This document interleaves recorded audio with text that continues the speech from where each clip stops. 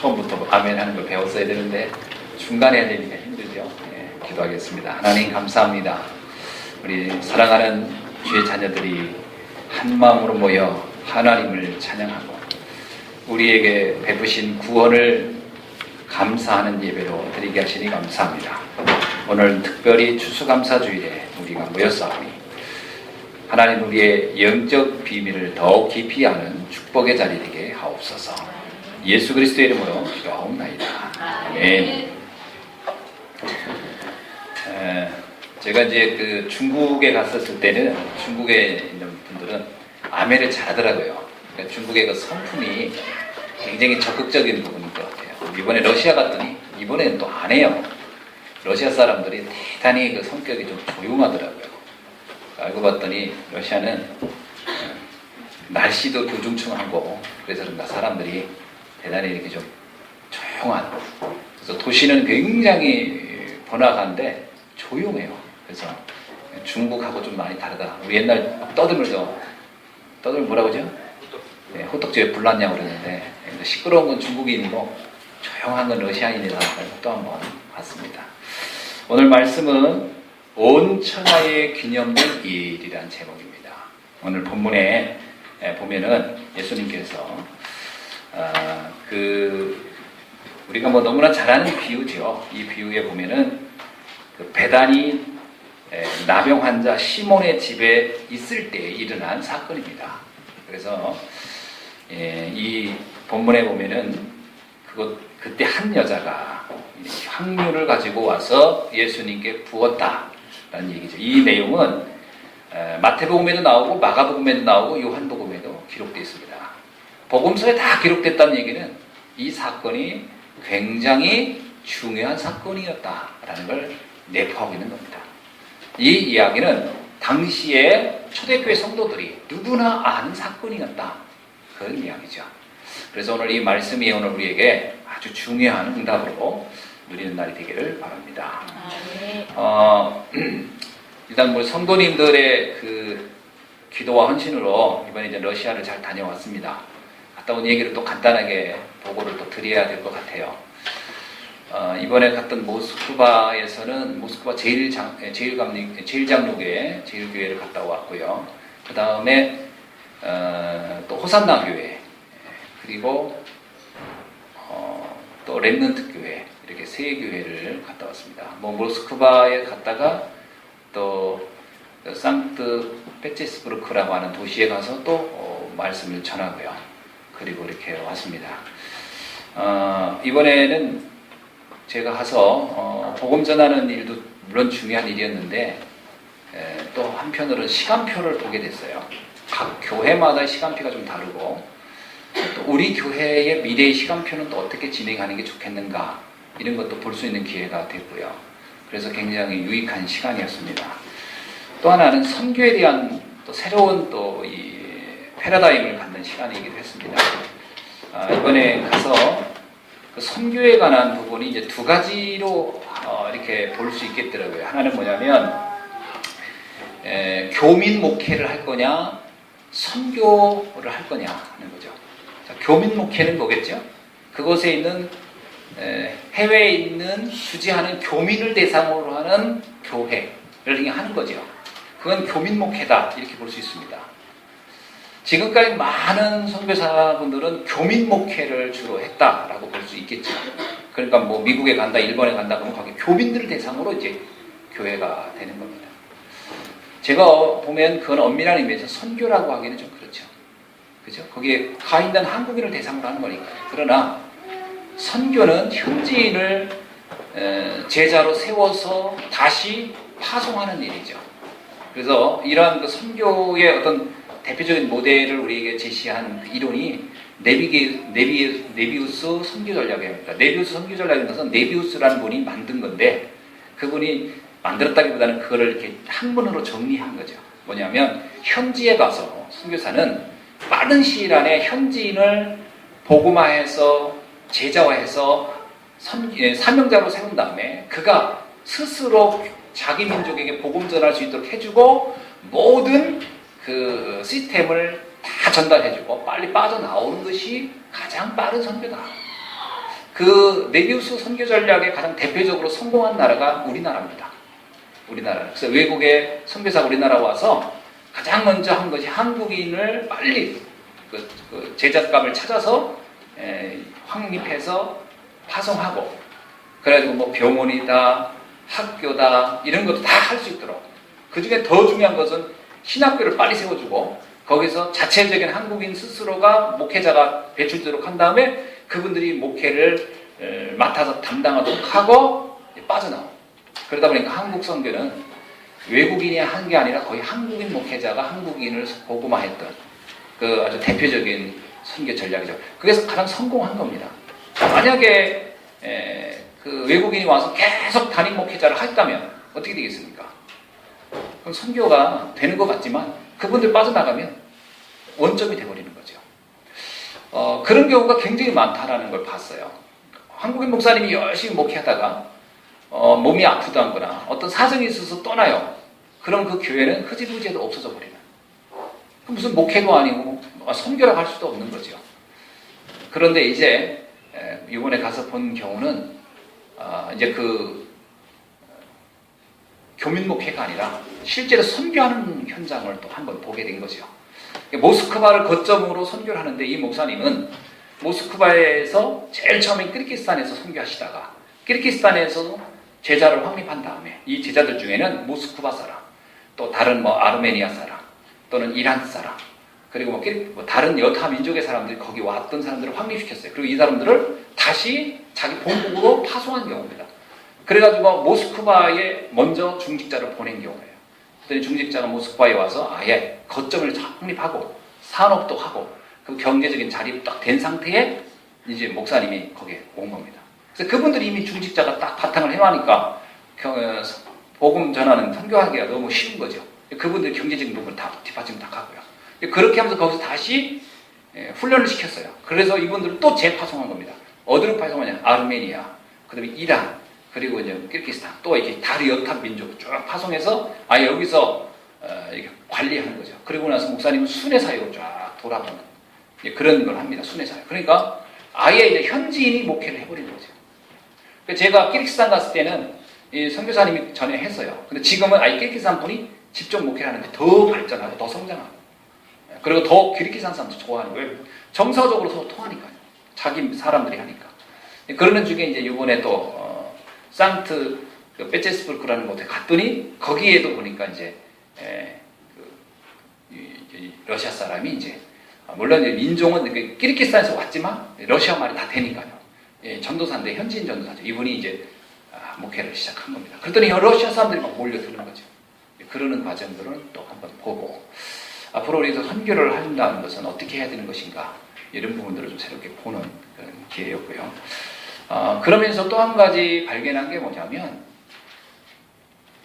결국 요한계시록에 보면 이런 말씀이 있어요. 하나님께서 7별을 붙잡고 7 촛대 사이를 운행하시는 하나님께서, 그런 말씀이 나옵니다. 그게 무슨 얘기냐면 거기서 7별은 목회자를 상징하고요. 7 촛대는 교회를 상징하는 겁니다. 하나의 교회가 든든하게 세워지는데 가장 중요한 것이 목회자구나. 새롭게 그걸 확인한 거예요. 목회자가 딱 복음 들고 생을 걸고 딱 그 현장에 가 있으면 교회는 만들어지는 거예요. 자연스럽게. 그런데 주의종이 없으면 어떻게 되냐? 중직자들만 있다. 그럼 흩어져 버려요. 중직자들은 자기 생활이 다 바쁘니까 흩어져 버려요. 주의종이 굉장히 중요하구나. 교회는.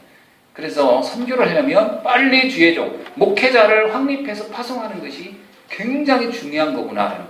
또 하나는 그 목회자가 가장 빠른 시일 안에 현장에서 정립하고 빨리 복음 전하려면 경제에 있는 중직자를 준비시켜서 그곳에서 함께 팀으로 돕도록 하는 거구나. 그 중직자 선교가 아주 중요하다. 그리고 나서 세 번째 느낀 게 뭐냐면 그래야 렘넌트들을 도울 수 있구나. 그죠? 그 렘넌트들만 가지고는 선교가 안 되죠. 또 교회도 안 됩니다. 그 순서가 목회자, 교회, 그리고 또 목회자, 중직자, 그리고 렘넌트다. 이런 부분들을 이렇게 보게 되는 그런 현장이었습니다. 어떤 교회는 목사님이 처음부터 렘넌트 중심으로 교회를 운영했어요. 근데 그 교회가 계속 어려운 거예요. 왜 어려우냐? 렘넌트들이 시간이 지나면 빠져나가는 거예요. 직업 따라가고 또 러시아에 왔다가 자기 본국으로 가고 이러니까 늘 교회는 처음 시작하듯이 늘 어려운 겁니다. 그런 부분을 또 보게 되고 또 한 곳은 이제 중직자가 처음부터 탁 자리를 차고 이렇게 자리를 잡으니까 든든하게 선교가 계속 이렇게 확산되어가는 교회도 보게 되고요. 또 한 교회 봤더니 이제 뭐 상처가 많은 교회예요. 여러 가지 상처가 많아요. 이 상처 때문에 그동안은 이게 복음 운동을 못 하는 거예요. 아, 이걸 다 뛰어넘을 수 있는 강한 성도가 돼야 되겠구나. 어떤 문제가 와도 다 뛰어넘을 정도의 이 그릇이 돼야 되겠구나. 이런 것도 한번 보게 되고요. 그래서 우리가 사소한 거 다 뛰어넘을 정도 좀 준비되어 있는 그런 성도가 세워질 때 세계복음화가 되어진다는 것도 또 한번 보게 된 것이죠. 우리 교회 여러 가지 시간표도 같이 보면서 여러분 우리 교회도 이제 앞으로는 정말 선교하는 교회가 돼야 되겠다 이런 생각이 되고요. 또 그런 교회가 되기 위해서는 먼저 교회가 좀 강하게 서야 되겠다 이런 생각도 하고요. 그래서 앞으로 교회에 어떤 그 구심점도 좀 강하게 만들고 그러면서 눈도 우리를 벗어나서 세계를 보는 그런 눈을 갖도록 그렇게 여러분이 좀 훈련되어지고 그 눈을 가져야 되겠다. 그리고 또 현지인 중에 또 괜찮은 사람이 있으면 불러다가 훈련시켜서 재파송하는 그렇게 해서 선교의 어떤 눈들을 좀 열리는 그리고 현지인을 파송해야 비용이 제일 적게 듭니다. 우리나라 사람들은 여기 생활하는 수준이 있어가지고 외국 가면 이렇게 생활 못합니다. 그 나라 수준을 그 이상으로 여유 있게 생활해야지 그 나라 수준 따라 생활하면 안 되거든요. 근데 여기서 현지인을 불러서 훈련시켜서 파송하면 그분들은 경제력이 우리가 적은 돈으로 얼마나 생활해야 돼요. 그렇죠? 여러분 지금 필리핀 서민들 먹듯이 먹으라고 하면 한국인들 못 견딥니다. 여기서 먹는 수준이 있어서. 그래서 거기에 맞춰줘야 되는 거예요. 그러다 보니까 현지인을 빨리 찾아서 확립시켜서 파송하는 것이 선교의 가장 중요한 방법이구나. 이런 것도 새롭게 또 확인하고 물론 알고 있던 건데 좀 더 명확하게 보고 오게 되고요. 앞으로 우리 교회가 기도를 좀 해야 되겠다 이런 생각을 갖게 됩니다. 아멘. 뭐 그 외에 영상으로 이렇게 보여줬으면 좋겠는데 그래서 할 시간이 없죠. 제가 어제 낮에 한 2시쯤에 왔는데 뭐 시차가 별로 없는 것 같은데 한 5시간 정도 시차가 있더라고요. 근데 그거 가지고도 피곤한 거예요. 그러니까 뭐 좀 몸이 이상하죠. 머리로는 알겠어요. 지금 낮이다 이렇게 하는데 몸은 아직도 자야 되겠다 이라는 게 내 몸은 거기에 적응되어 있는가 봐요. 그러니까 좀 조금 피곤한 걸 느끼는데 아무튼 뭐 여러분이 함께 응답을 받는 시간을 나중에도 다시 한번 이렇게 영상으로 볼 수 있도록 하겠습니다. 자, 오늘 본문을 한번 봅시다. 오늘 본문은 굉장히 중요한 말씀이 선포되었어요. 특히 오늘 말씀에 13절을 보면은 이 말씀이 얼마나 중요한지를 여러분이 알게 될 겁니다. 한번 보세요.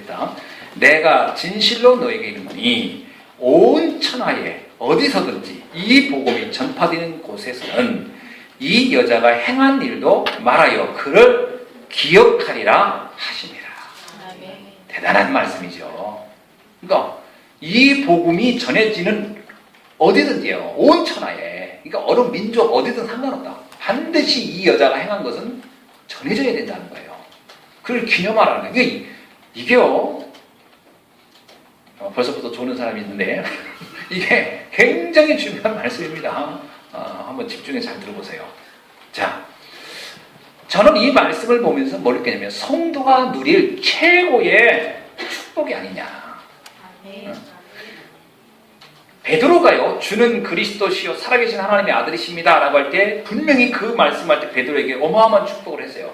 그 축복 이후에 거기에 버금가는 최고의 축복이 오늘 이 여인에게 하신 것이다. 그럼 우리가 이거를 굉장히 눈여겨봐야 되겠죠. 만약에 여러분을 이 여자, 오늘 기록된 이 여자와 같은 축복을 받아야 되는 게 우리의 모습이 아니겠습니까? 그렇죠? 이 여자가 받은 축복을 우리는 받아야 되는 거죠. 그럼 뭐 우리 남자분들은 그 여자가 받았으니까 나는 상관없어 이러면 안 되겠죠. 이거는 이제 여자가 등장을 한 거지만 남녀 상관없이. 그럼 또 하나는 그럼 예수님이 있어야 되는 거 아니냐. 예수님한테 기름을 부었는데 나도 예수님이 있으면 붓겠는데 지금 예수님 안 계실 때 어디다 붓냐. 뭐 이렇게 또 오해하는 분이 있을까 봐 좀 고민도 되는데 말씀을 듣다 보면 무슨 말인지 이해가 될 것입니다. 그러니까 여러분이 잘 기억해야 돼요. 그리고 또 하나, 그건 그 여자에 대한 것이지 그 다음에 뭐 제2, 제3 이런 여자가 없는 거 아니냐. 오직 이 여자 하나만 이렇게 기념하는 거 아니냐. 그것도 아닙니다. 이 얘기는 이 여인이 했던 것 같은 응답을 우리를 보고 받으라는 거예요. 아멘. 아멘이죠? 아멘. 자, 서로 인사합시다. 오늘 이 축복을 누립시다.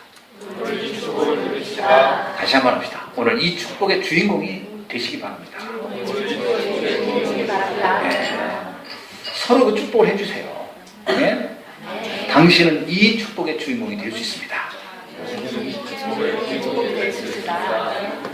다시 한번 마음을 담아서 이렇게 그냥 약간 빈정거리는 눈빛 말고 진실한 마음으로 당신이 이 축복의 주인공이 되길 바랍니다. 당신이 이 축복의 주인공이 되시길 바랍니다.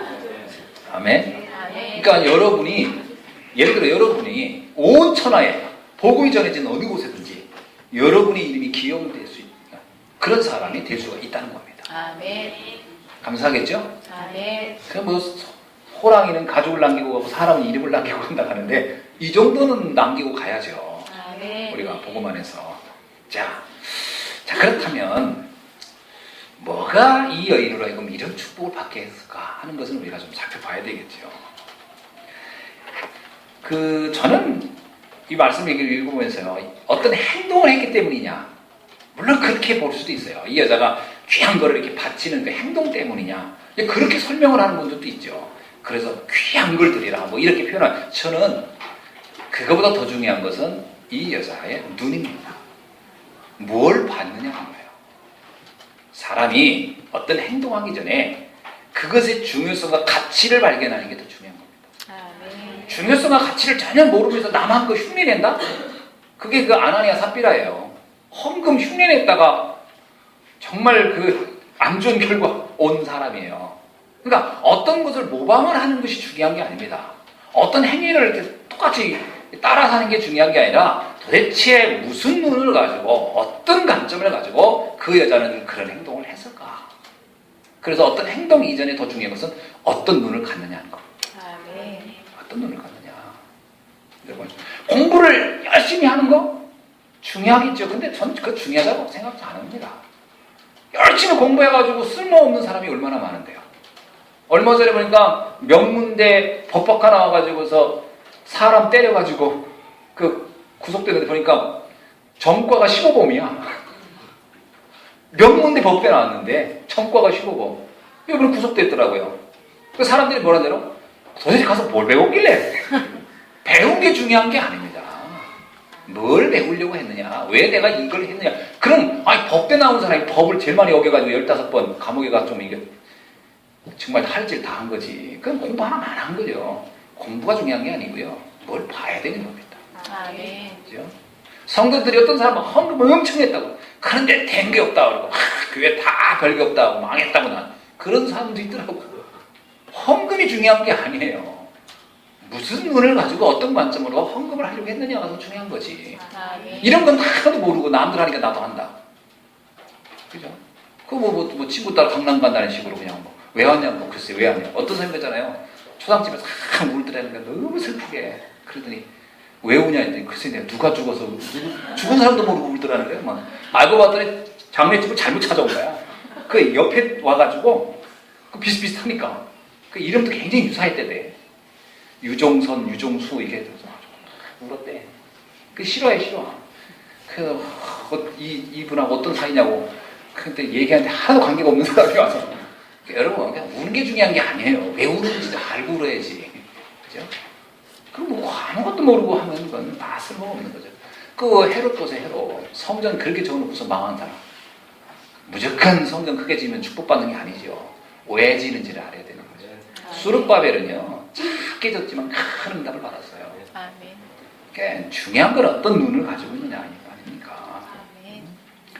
그래서 어떤 사건, 어떤 현장, 어떤 문제 그 속에서 정말 이곳에 중요한 것이 뭔지 그거 보는 눈이 있어야 돼요.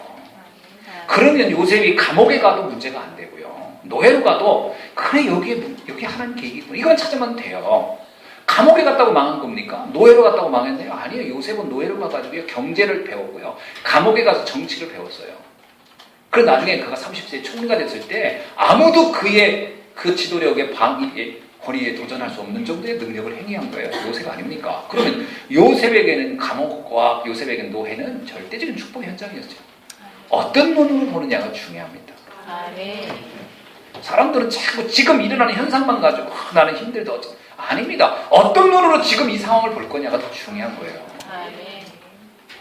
어떤 눈으로 보냐. 사람이 어떤 것을 좋아하느냐에 따라서 그 결과가 달라지죠. 그래요? 뭘 좋아하느냐.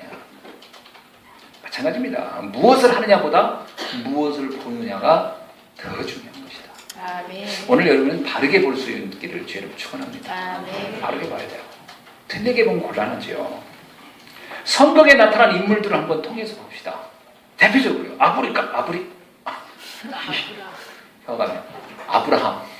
아브라함이 왜 아프리카로 나오냐? 아브라함을 봅시다. 졸지 말라고 좀 제가 나름대로 좀 유머를 쓰는 겁니다. 자, 아브라함을 보십시다.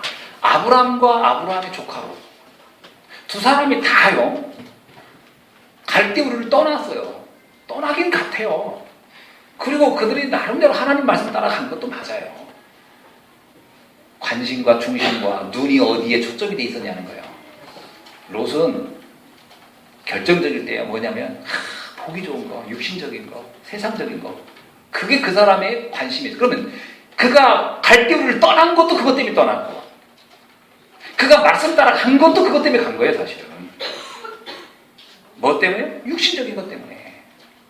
근데 결국 갈대우르를 떠났어도 말씀 따라 간 것도 결과적으로는 그에게는 아무런 축복이 아니었어요. 그는 나중에 다 망했잖아요. 사람이 떠났으니까 복 받았다? 말씀 따라 갔으니까 복 받았다? 그런 겁니까? 아니에요. 무슨 눈을 가지고 갔느냐가 더 중요한 거예요. 아멘. 그 하나님이 예전에 얘기하잖아요. 다윗에게 나는 네 마음이 합하다. 너가 중심이 바르구나. 네 중심이 바르구나. 이게 중요한 겁니다. 어떤 중심을 하느냐.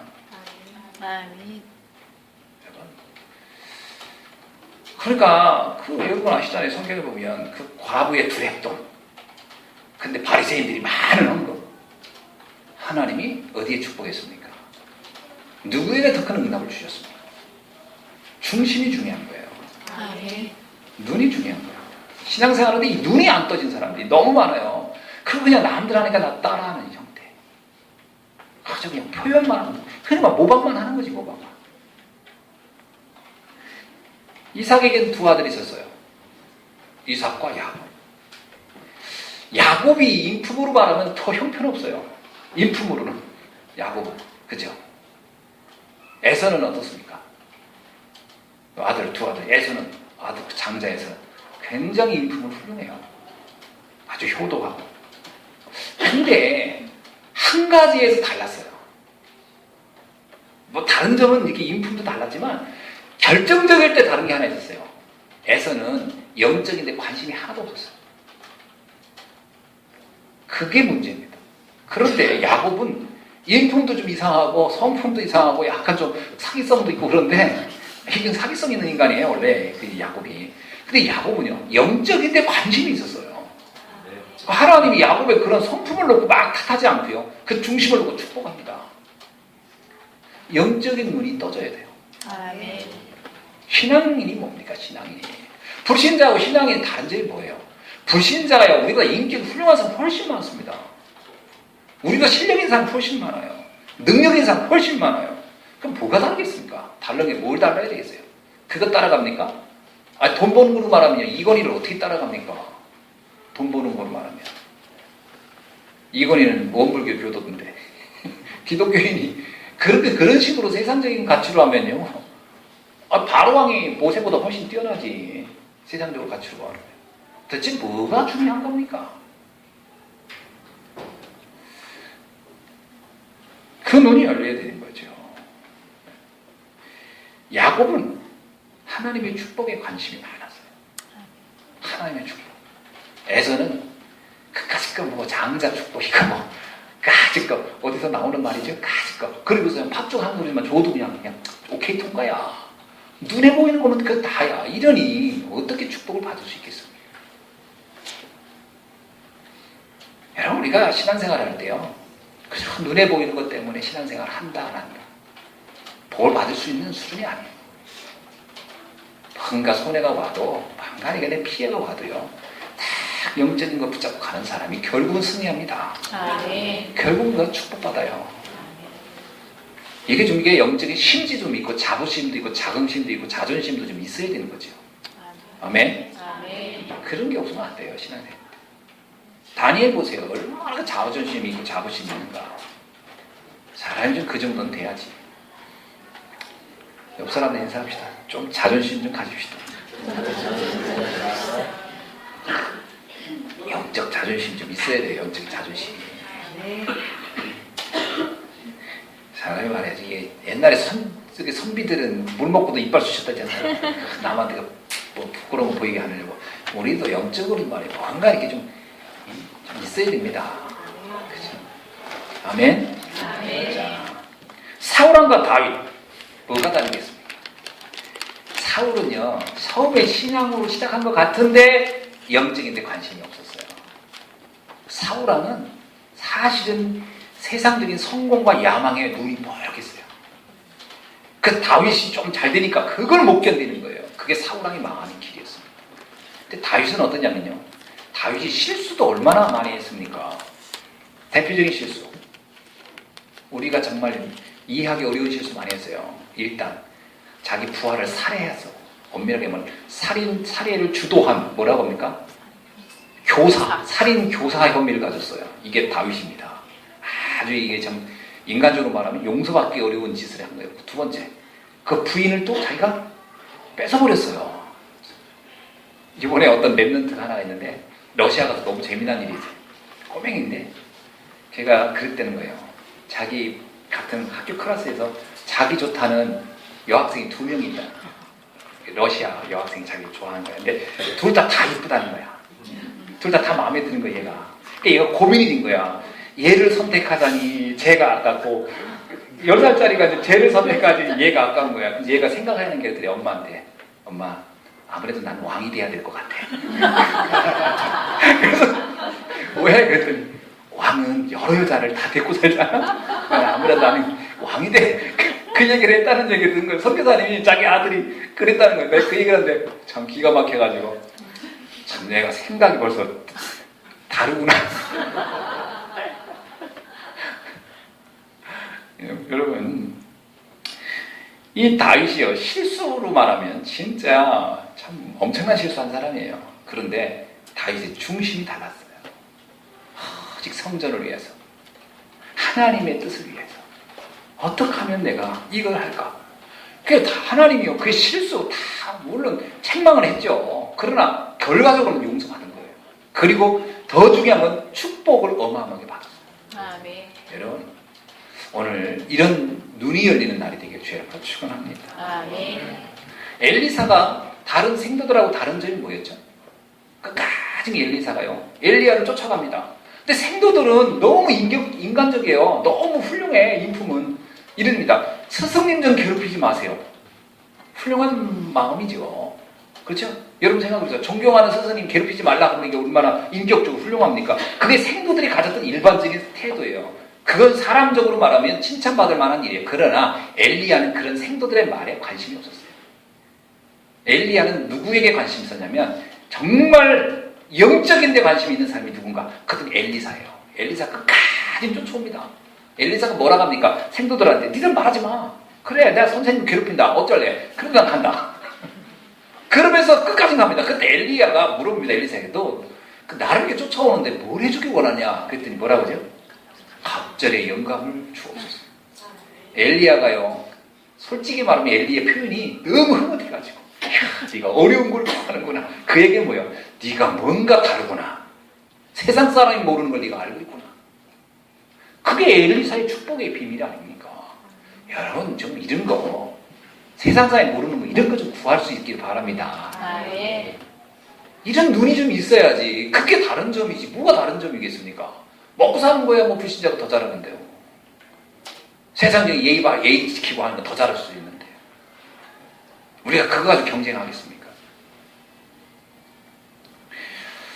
자, 그래서 오늘 우리가 더 기쁜 일이 있을 수 있고 슬픈 일이 있을 수도 있을 겁니다. 살다 보면 뭐 무슨 일이 없겠습니까? 그때마다 이렇게 생각해 봐야 돼요.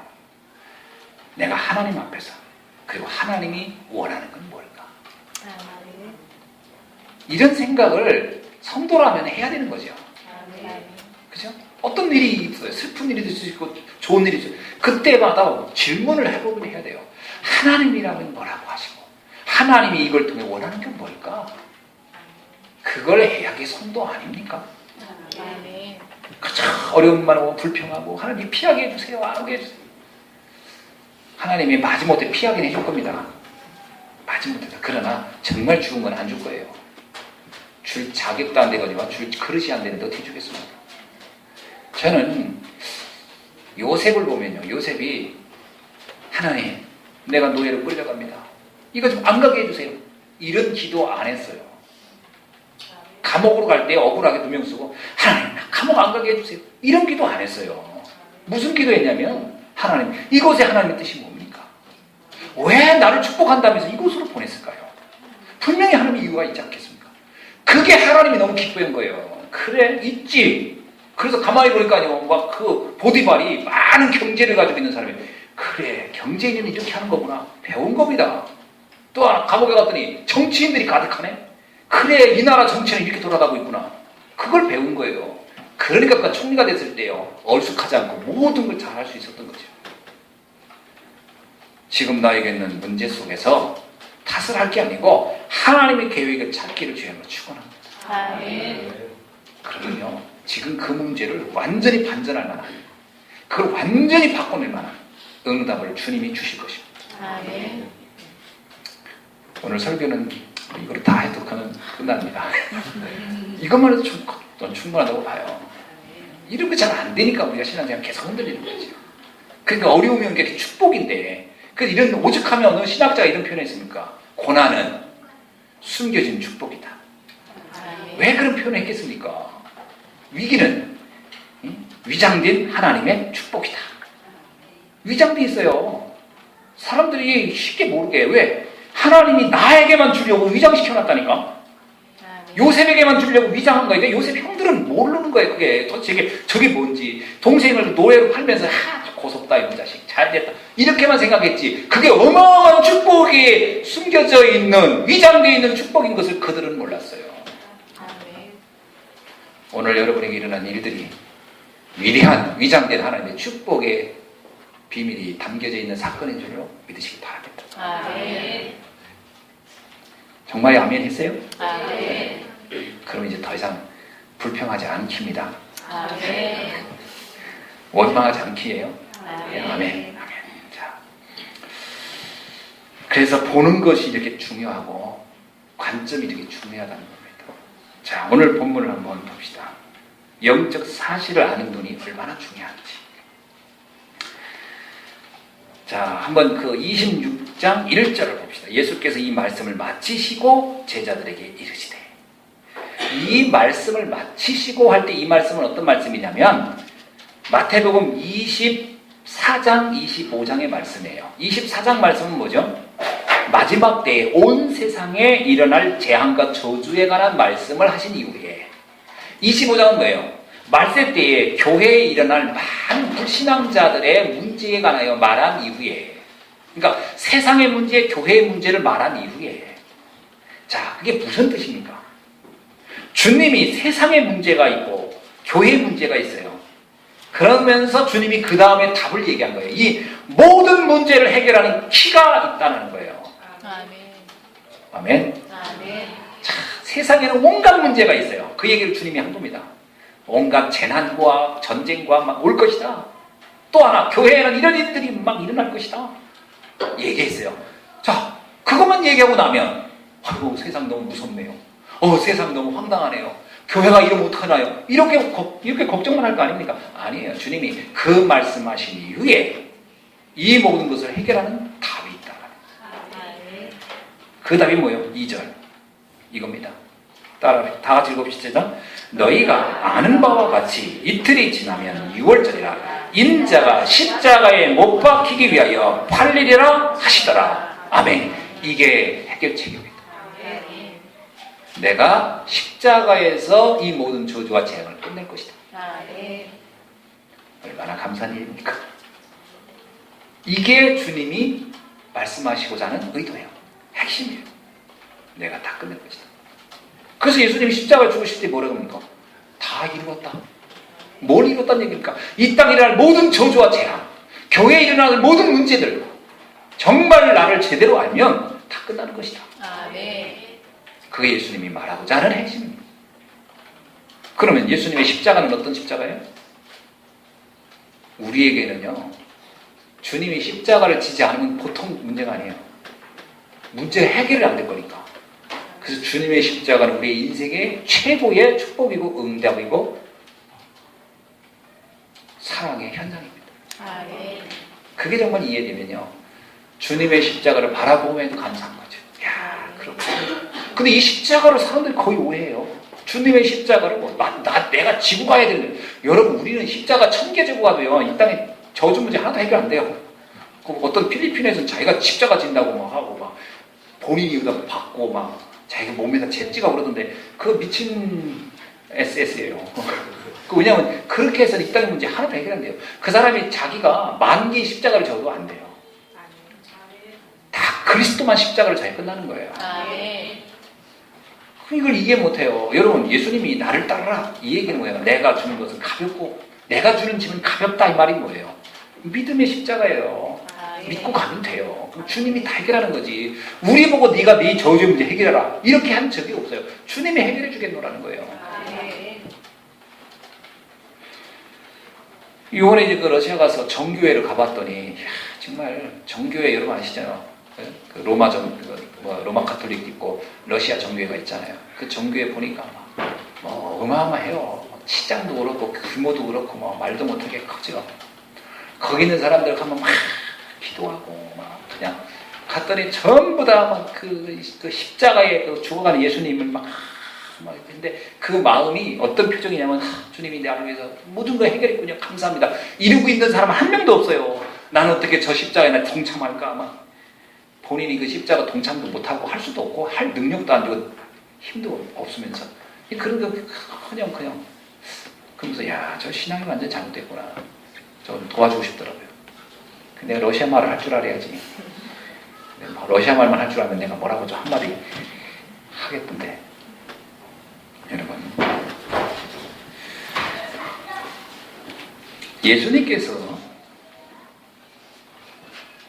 뭘 알았냐면 십자가에서 모든 저주를 끝낼 것이라는 것을 미리 말씀하셨고 그 얘기를 계속 얘기하는 겁니다. 아멘. 근데 이 사실을, 문제는 알아듣는 사람이 거의 없었다는 거예요.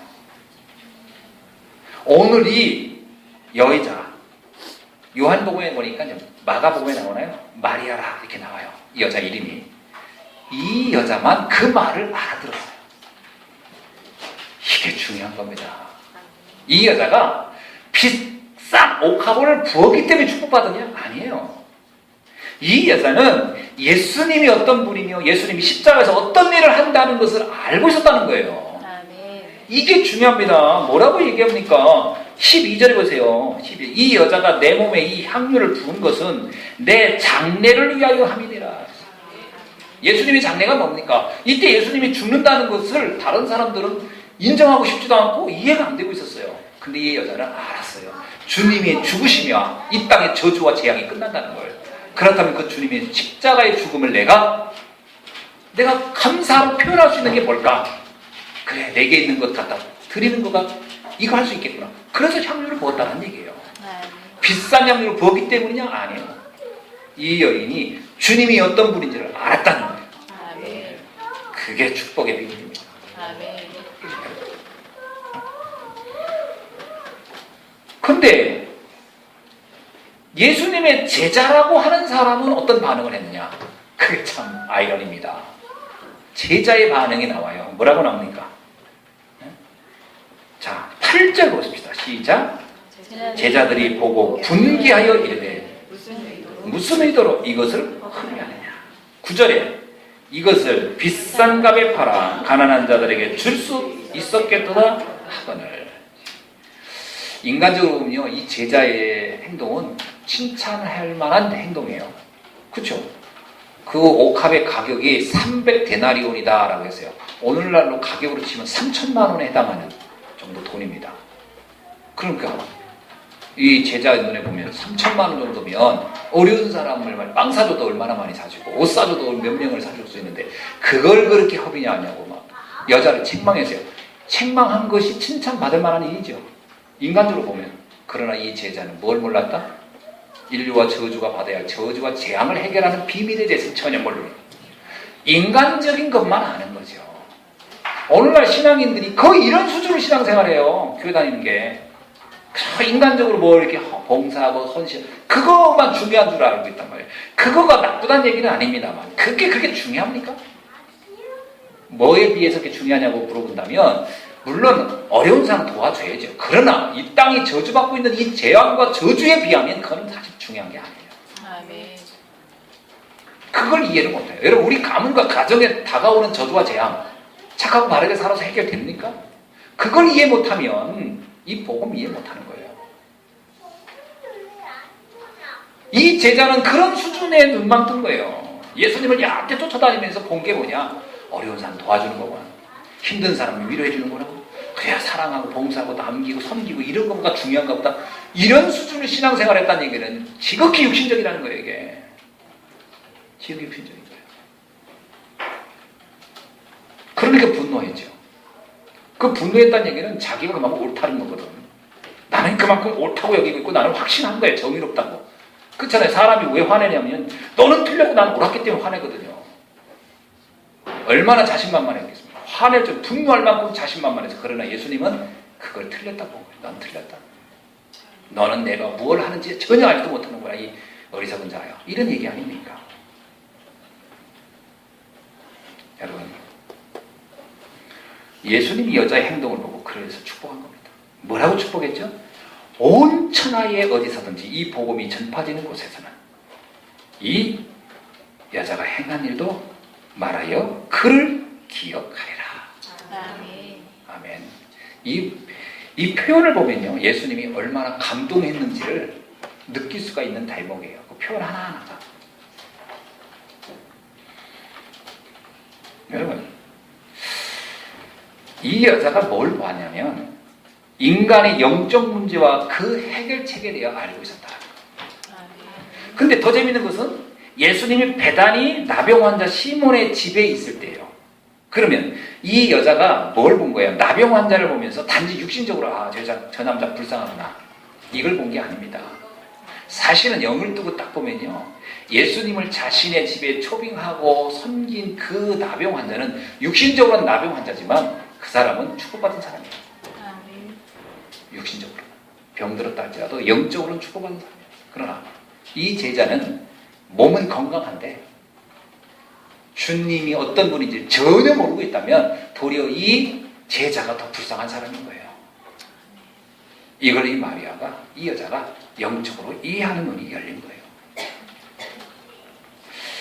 여러분, 그래서 우리는 가룟 유다가요, 배단이 시몬, 나병 환자인 시몬보다 더 불행한 사람이라고 말할 수 있는 겁니다. 그래서 이 영적인 세계를 모른다면, 그래서 세상에 많은 사람이 성공하고 출세하는 게 다라고 생각합니까? 아니에요. 영적인 세계에 눈을 뜨지 못하면 그게 더 불행한 거예요.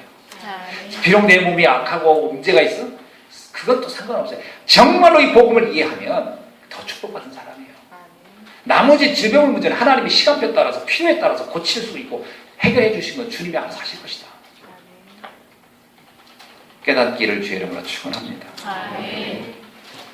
그래서 오늘 우리가 십자가의 축복, 이걸 아는 눈이 있어야 할 줄 믿습니다. 그러니까 이 여자가 그걸 안 거예요. 십자가의 축복이 엄청나다. 오늘 이거 추수감사절 아닙니까? 추수감사절은 이제 우리가 그냥 감사다 이런 표현을 쓰는 날이잖아요. 추수감사. 근데 이제 이 그림을 보면 알지만 주로 이제 과일을 넣고 이렇게 하니까 오해하면은 과일을 이렇게 추수해서 감사하는가 보다. 그렇습니까? 그건 눈에 보이는 육신적인 부분이고요. 더 중요한 건 뭐냐면 내 영혼이 추수된 것이 감사한 거예요. 내 영혼이 추수된 게 하나님 앞에 알고. 아멘? 그리고 또 다른 누군가를 추수하는 그것이 더 중요한 거예요. 그런 영적인 원리를 알고 추수감사를 보면요, 나를 구원하신 하나님의 은혜가 가장 우리가 감사할 이유와 내용이 되어야 줄로 믿습니다. 그래서 예수님도 요한복음 6장 49절 50절에서 진짜 중요한 가치에 대해 분명히 말씀해요. 뭐라고 하면 얘기했냐면요, 너희 조상들은 광야에서 만나를 먹어도 죽지 않았느냐. 이는 하늘로 내려오는 떡이니 사람으로 하여금 먹고 죽지 아니하게 하는 것이니라. 주님이 말하기를 네 조상들이 광야에서 먹었던 만나로 인한 그 감사, 그건 감사의 내용으로 너무 약한 것이다. 그 먹은 사람도 또 죽지 않았냐. 그 육신적인 거에 불과하다. 그러니까 여러분이 돈 좀 벌었다, 출세 좀 했다, 뭐 좀 달렸다, 이거로 감사하는 거라면 그걸로 감사한 내용이지만 그 내용은 너무 약하다는 거예요. 진짜 우리가 감사할 건 뭐겠어요? 나를 구원하신 하나님, 나의 영원한 생명이 떡이 되어주신 주님의 은혜로 구원받은 것이 내 인생의 가장 감사의 내용이 되어야 할 줄로 믿습니다. 그래서 우리가 받은 사랑, 우리가 받은 은혜, 이 중에 최고의 은혜는 십자가의 구속의 은혜지요. 그것만 생각한다면 우리는 영원한 감사를 할 수 있는 줄로 믿습니다. 그래서 오늘 추수감사주일을 날에 우리가 정말 이 부분에 대한 감사를 놓치지 않아야 되겠죠. 그렇다면 우리가 또 누군가에게 이 사랑을 전달하는 것이 최고의 우리의 또 사명 아니겠습니까? 자, 바울은 주님의 십자가에 대하여 다음과 같이 설명합니다. 주님의 십자가가 과연 어떤 십자가인지 바울이 정말 제대로 이해한 거예요. 로마서 5장 8절에 우리가 아직 죄인 되었을 때 그리스도께서 우리를 위하여 죽으심으로 하나님께서 우리에 대한 자신의 사랑을 확증하셨느니라. 나를 사랑해 주신 확정의 장소가 십자가였다. 내가 죄인이었는데 그 죄 문제를 해결한 것이죠. 갈라디아 3장 13절에서 이렇게 얘기합니다. 그리스도께서 우리를 위하여 저주를 받은 바 되사 율법의 저주에서 우리를 속량하셨느니라. 모든 율법의 저주에서, 율법의 저주가 뭔지 아세요? 너는 이게 죄 있고, 너는 이게 잘못되어 있고, 너는 이게 문제가 있고, 이걸 정지하는 것이 율법 아닙니까? 우리가 하나님의 은혜를 못 받았으면요, 율법의 정지 앞에 서면은 다 죄인이고 다 저주받아야 되고 다 지옥 가야 돼요. 근데 그것을 주께서 십자가에서 끝냈다는 거예요. 그래서 뭐라고? 너희를 누구도 너희를 정죄하지 못하게 하리라. 정죄받지 못할 의인이 된 거예요. 하나님의 은혜로. 그 십자가의 사건이라는 거예요. 그 십자가에서 주님이 못하고 우리가 받아야 할 저주를 가져가 버렸다. 이게 바울이 생각한 십자가의 은혜입니다. 에베소서 2장 16절에 또 뭐라고 합니까? 십자가로 이 둘을 한 몸으로 하나님과 화목하게 하려 하셨으니 원수된 것을 십자가에서 소멸하셨느니라. 십자가는 나와 하나님 사이에 분리돼 있던 내가 화목, 만나게 했다는 거예요. 그래서 십자가는요, 하나님을 떠난 인생에 하나님을 만나게 된 사건입니다. 예수 그리스도가 이 땅에 오심으로 우리는 하나님을 만난 거예요. 우리는 하나님을 볼 수 없습니다. 왜? 인간은 육신을 가졌고 하나님은 영이니까요. 그래서 육신을 가진 인간이 하나님을 본다는 것은 그건 우상이지 하나님이 아니죠. 하나님은 인간에게 제한받지도 않고 인간이 이렇게 됐다 저렇게 생겼다 할 수도 없어요. 이번에 러시아 갔더니 조각상이 있어요. 조각상이. 근데 하나님을 조각해놓고 그 안에 예수님을 조각해놨어요. 그러니까 하나님은 그 교황같이 머리에 관을 이렇게 뭐 4개인가 5개를 씌워놓고 그리고 이렇게 파자마 같은 옷을 입고 그리고 거의 예수님을 이렇게 안고 있는 거예요. 그게 하나님이 아닙니다. 그 사람은 착각하고 있어요. 그러니까 예수님 하나님을 구분해가지고 이제 조각으로 표시한 거예요. 근데 그게 꽤 많더라고. 아, 그 사람들이 생각하는 이 러시아 종교인들이 생각하는 하나님의 상이 무슨 나이 드신 할아버지구나. 그게 하나님입니까? 아니에요. 하나님은 사람이 아닙니다. 하나님은 사람이 아니에요. 하나님은 영이시지. 하나님은 어떤 형체가 있지 않아요. 그래서 모세는 불꽃으로 하나님을 인식했어요. 어떤 경우는 소리로 인식합니다. 하나님은 자기를 드러내지 않습니다. 인간이, 육신을 가진 인간이 하나님을 보는 순간 두 가지 중에 하나예요. 하나는 그 순간이 죽은 순간이고 그 순간이 죽은 순간이에요. 왜? 육은 벗어나야 영을 보니까 이때 그게 죽는 순간이에요. 그리고 그게 심판받는 날일지도 몰라요. 지옥 가는. 인간이 하나님을 볼 수 있는 게 아니에요. 그런데 하나님이 어떻게 했냐면 인간이 하나님을 직접 만날 수 없고 만나서도 안 돼요. 여러분 잘 이해돼요. 우리가 하나님을 만나도 안 되고 만났을 수도 없어요. 그러니까 육신을 가진 인간이 하나님을 만나려고 하면 일단 자기가 죽어야 돼. 그 방법이 가장 확실한 방법인데 그러면 이렇게 만난다고 보장은 없어. 일단 지옥 갈 수도 있으니까. 그 방법으로는 하나님 만날 수가 없는 거예요. 인간은. 기본적으로. 그래서 성경에 나오잖아요. 하나님을 보면 제가 죽었구나. 그러니까 모세가 그러잖아요. 내가 죽었구나. 그러잖아요. 하나님의 소리를 듣자마자 모세가 먼저 한 얘기가요. 내가 죽었구나. 자기가 죽은 줄 알았어. 왜 죽어야 되니까. 그래서 인간에게 하나님이 은혜를 베풀 거예요. 인간이 절대 하나님을 만날 수 없으니까 하나님을 만날 수 있는 매개체. 표현이 좀 이상합니다만은 하나님을 인식하고 하나님을 알 수 있는 비밀을 하나님이 만드신 그게 그리스도입니다. 예수 그리스도를 통해서 하나님이 인식되는 거예요.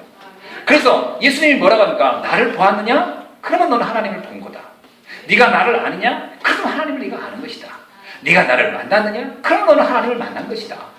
나를 보고서 왜 하나님 만나려고 하느냐? 나를 알고도 왜 하나님을 또 알려고 하느냐? 그렇게 틀린 거다. 요한복음에 나와요. 요한복음 1장 쭉 읽어보시오. 여러분 우리가 이걸 알면 이야 주님께서 십자가에서 나로 하나님과 만나겠구나. 원수됐던 걸 소멸하시고 만나겠구나. 여러분이 예수가 그리스도로 이해되는 순간, 예수가 그리스도로 믿어지는 순간, 예수 그리스도가 우리의 구원자라는 것이 정말 믿어지는 순간 이미 우리는 하나님을 만난 사람이 된 겁니다. 그래서 뭐라고 하죠? 요한복음 1장 12절에서 영접하는 자 그의 이름을 믿는 자들에게는 하나님의 자녀가 되셨느니라. 그 순간 하나님의 자녀가 된 거예요. 그리고 뭐라고 합니까? 네가 영접할 때 내가 너와 더불어 먹고 마시리라. 주의 성령이 내 안에 들어온 거예요. 목사님 저는 그걸 그게 인식이 안 되는 뭐가 뜨거운 것도 없고 아무것도 없는데 정상입니다. 성령의 역사는 뭔가 체험되어지고 이렇게 되는 게 아니라 믿음으로 들어오는 거기 때문에 아무 느낌이 없는 게 정상이에요. 근데 저 가슴이 그럼 심장이 약한 겁니다.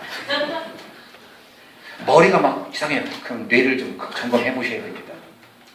그렇게 오는 게 아니고요. 어떤 면에 가장 정상적인 건 아무 느낌이 없는 겁니다. 단지 믿어지고 그것 때문에 감사하고 그것 때문에 평안하고 그것 때문에 기뻐지면 돼요. 이거를 육신적으로 체험하려고 하는 것이 신비주의예요. 그 신비주의에서 수많은 그 영지주의자들이 나오는 거예요. 그 자꾸 뭘 해라, 촛불을 꽂아라, 뭐 바람을 불어라, 뭐 연기를 마셔라. 그게 나온 게 다 영지주의. 그게 뭔가 영적으로 뭔가 체험시키려고 하는 거예요. 그게 아닙니다. 믿음으로 그냥 알아지는 거예요. 오늘 그 비밀을 깨닫게 주시는 축원합니다. 이거는요 목사님들이 신학적으로 다 배운 거거든요. 신학대학 다닐 때. 근데 목회 현장에 가면 이걸 안 하더라고. 이 말을 안 하고 자꾸 뭔가 체험시키려고 해요. 근데 자꾸 성도들 더 헷갈리는 거지. 방언은요 어느 날 올 수도 있고 안 올 수도 있습니다. 굳이 방언을 받을 이유는 하나도 없어요. 방언을 받았다면 뭔가 특별히 하나님 쓰실 이유가 있어서 좋겠죠. 그러나 나한테도 방언이 안 오네. 그러면 하나님이 그런 계획이 없는 거예요. 나한테. 그걸 없는 걸 왜 이렇게 자꾸 달라고 하면 하나님도 답답하지. 난 너한테 그런 계획이 없단다. 그런데 그걸 자꾸 나한테 달라고 하면 하나님도 약간의 하나님이 열받게 하는 거예요.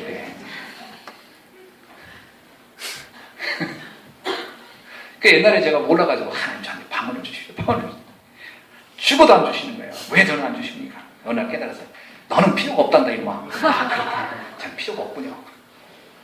그렇습니다. 여러분 그래서 1만마디 방언보다 한마디 예언의 말씀이 더 소중하지 않느냐. 그게 고린도전서에 나오는 말씀이에요. 하나님의 은혜 깨달아지는 그로 족한 줄 믿습니다. 자, 그래서 우리가 바울은 갈라디아서 6장 14절에 이렇게 말합니다. 그러나 내게는 우리 주 예수 그리스도의 십자가 외에는 결코 자랑할 것이 없느니라. 바울이 그 십자가의 은혜가 얼마나 놀랍게 이해됐는지 내가 자랑할 수 있는 것은 십자가 외에는 없다. 내가 굳이 자랑한다면 주님의 십자가만 자랑하겠다. 그 얘기는 뭐겠습니까? 그 안에서 내 모든 게 끝났구나. 그 안에서 내 모든 저주와 재앙이 끝났구나. 내 인생이 새롭게 시작됐구나. 이게 알아졌다는 거 아닙니까? 오늘 이 축복이 여러분에게 임한 날이 된 줄로 믿습니다. 그래서 말씀을 냈습니다. 보는 것이 중요해요. 아주 중요한 겁니다. 여러분 여기 보니까 그 요한복음 12장 1절로 8절을 보니까 이제 이 여자의 이름이 나와요. 마리아라고. 그 제자 이름이 나와요. 유다라고. 원래 예상한 대로 저도 유다일 거라고 생각했더니 여자라고 이렇게 이름이 나옵니다. 자, 마리아가 과연 뭘 봤느냐? 마리아는 현장을 봤어요. 나병 환자 시몬을 통해서 현장을 본 거예요. 그래, 저 모든 문제를 그리스도가 아니면 안 되겠구나. 그 그리스도를 맞이한 그 시몬을 보면서 이 마리아는 영적 문제와 그 문제의 해결자 그리스도가 얼마나 중요한지를 깨닫게 됐다. 이걸 보는 눈이 열리기를 주의 이름으로 축원합니다. 그래서 내 주변을 가만히 보면요, 많은 사람이 하나님 몰라, 그리스도 몰라서, 복음 몰라서 거의 사단에게 잡혀 있고 거의 그 배경이 지옥 배경이라 사는 게. 그래서 이제 나라 그냥 사는 게 지옥 같아요. 그게 딱 맞는 말이에요. 사는 게 지옥 같은 게 그게 지옥 배경이 있어서 그런 거예요. 그걸 해결해 주는 것이 복음입니다. 진짜 그 복음 딱 알면요, 사는 게 천국이야, 이 말이 나와야 정상이에요. 아멘. 저보고 묻는다면 저는 뭐라고 하겠어요? 저 사는 게 지옥이에요. 저 이렇게 말할 것 같습니까? 전 사는 게 천국입니다. 이렇게 말할 것 같습니까? 여러분이 느낀 대로일 거예요. 저는 지옥처럼 살지 않습니다. 복음 안에서. 얼마나 감사합니까? 이게 빨리 이게 이해돼요. 이게 현장을 보면서 본 거예요, 이 마리아가. 그렇구나. 두 번째, 마리아는 그리스도의 십자가가 아니면 안 된다는 답을 보았어요. 그래, 세상 사람들은요, 교육, 무슨 사회제도 이런 걸 바꾸면, 또는 무슨 뭐 종교 이런 걸 가지고 세상을 뭐 좋게 선하게 하면 이 땅이 뭐 천국이 이루어질까? 아니라는 걸 알았어요. 복음이 아니면 어떤 노력도 무의미한 겁니다. 여기 제자가 이거 가지고 어려운 사람 도와주고 가난한 사람 도와주면 되건, 그건 그 착각이에요. 마리아는 그게 중요하지 않다는 걸 알았어요. 자기가 옥합을 갖다 돈으로 환산해서 어려운 사람 도와주는 것이 나쁘다가 아니라 이것 가지고는 이 문제가 해결되지 않는다는 걸 마리아는 너무나 잘 알고 있었어요. 이 눈여는 여러분을 되게 축원합니다. 그리고 마리아는 오직이 아니면 안 된다는 걸 알았어요. 여러분 보세요. 마리아가 하나님 앞에 드린 그 옥합의 가격이 성경에서 300데나리라 써 있어요. 저는 혼자 가만히 보다가 300데나리면 3천만 원이 이게 작은 액수는 아니잖아요. 오늘날에도, 그 시대에도 작은 액수는 아니거든요. 근데 왜 이런 구체적인 액수가 기록되어 있었을까? 가룟 유다가 또 따져가지고 누가 써놨는지는 모르지만 이게 왜 금액이 써 있었을까 이런 생각을 해요. 제가 그걸 보면서 느낀 게 뭐냐면요, 이거는 이 마리아가 그리스도를 어느 정도로 생각하고 어떻게 이해했는가를 구체적으로 표현한 의미를 담기 위해서 써놨구나. 자기 인생 다를 드린 것과 같이 생각한 거예요. 또 하나, 요한복음 10장 3절은요, 예수의 발에 붓고 자기 머리털로 그 발을 닦았다.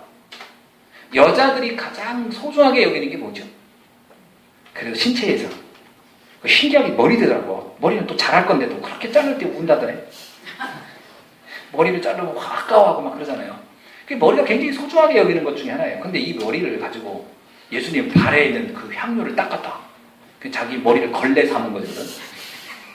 걸레 삼은 거잖아, 표현상은. 그 얘기는 뭘 얘기합니까? 이 여자가 자기 머리를 하찮게 여겼구나, 이 말입니까? 그게 아니고 예수님을 너무나도 존귀하게 봤구나라는 의미예요. 그 얘기가 뭐냐면 예수가 어떤 분인지를 알았다는 거예요. 그분은 내가 옥합을 들여도 아깝지 않고 내 머리털로 닦아도 아깝지 않을 만큼 귀한 분이구나. 왜 그러죠? 그분이 하나님이시기 때문에. 그분이 나의 모든 저주와 재앙을 해결할 분이기 때문에. 이걸 이 마리아가 알았다. 자, 이게 다른 말로 말하면 오직 그리스도를 알았다는 겁니다. 오직을 아는 거예요. 그죠? 그리스도가 어느 정도 중요하게 여겼느냐? 그리스도가 아니면 안 되겠구나. 오직이구나. 이게 이해됐다는 거예요. 여러분 정말 예수가 그리스도라고, 그 오직이라고 믿어지십니까? 그렇다면 우리가 그 오직에 해당하는 우리들의 행동은 나오게 돼 있어요. 여러분이 자녀가 너무 귀하고서 그러면 다른 것보다도 자녀 중심으로 모든 걸 행동합니다. 사람은 자기의 가치를 부여한 곳에 관심을 두게 돼 있어요. 그렇죠? 여러분이 돈 쓰는 걸 보세요. 돈 쓰는 게 과연 어디를 중심으로 씁니까? 내가 중요하다는 순서대로 돈을 쓰게 돼 있습니다. 그래서 가계부를 보면 내 마음이 여기에 있구나 저기에 있구나를 남이 얘기 안 해도 자기가 압니다. 마리아의 가계부를 보면 제가 보기엔 예수님 옥합 부은 거가 제일 우선순위였을 거예요. 1순위. 그게 오직이 됐다는 표현 아니겠습니까? 여러분이 정말 구원이 이해되고 정말 받은 축복이 이해된다 그러면 저는 주의 종이 귀하게 보일 겁니다. 그렇죠? 주의 종에서 어떻게 하시는가? 그건 여기에 있는 강의구사 다를 위해서 하나 이 말이 말하는 게 아니에요. 이 영적 가치가 이해됐을 때 이 복음을 전하고 복음을 듣는 이 가치, 그래서 초대교회나 로마서 16장에 보면 브리스라 아굴라가 왜 전도자 바울을 놓고 자기의 생명이라도 바치려고 했는가? 그 이유는 바로 이 영적 원리가 이해된 겁니다. 복음이 오직이라는 게 이해되기 때문에 그걸 하고 싶었던 거예요. 그래, 복음 전하는 사람이 이렇게 소중하구나. 복음 전하는 분이 이렇게 중요하구나. 그래서 목회자를 우습게 본다는 얘기는요, 복음의 가치가 중요하게 여기지 않는다는 얘기이기도 해요. 그래서 우리가 그런 행동들을 소중해야 돼요. 그렇죠? 대통령이 정말 소중하다고 하면 국민들은 대통령을 존경하게 합니다. 그런데 우습게 보면 막 욕하고 그러잖아요. 뭐가 귀중하냐는 거죠. 두 번째는 뭡니까? 마리아는 우리가 이 오직이 되면 또 교회가 소중하다는 걸 알게 됩니다. 교회가 너무 소중하다는 걸 알게 됩니다. 오직이 이해되면요, 구원받은 성도들이 얼마나 소중한지가 이해돼요. 그래서 오직이 이해되면요, 영적인 원리에 따라서 관심이 다 달라져요. 자, 마리아는 축복을 받을 수밖에 없는 가치를 알고 표현한 사람이다. 이렇게 말씀드릴 수 있어요. 그래서 말씀을 마무리하자면 온처나 어디서든지 이게 뭡니까? 그에게 하나님이 세계적인 축복을, 이 복음이 전파되는 곳에는 영원한 축복, 그를 영원히 기억하라, 기념비적인 축복. 이게 마리아가 받은 축복의 내용입니다. 오늘 이 시간 여러분이 바로 그 축복의 주인공이 될 수 있기를 주님의 이름으로 축원합니다. 기도하겠습니다. 하나님 감사합니다. 오늘 이 시간 우리가 영원한 축복, 온 천하에 기념될 만한 일의 주인공이 되는 응답을 누리게 하옵소서. 예수 그리스도의 이름으로 기도하옵나이다.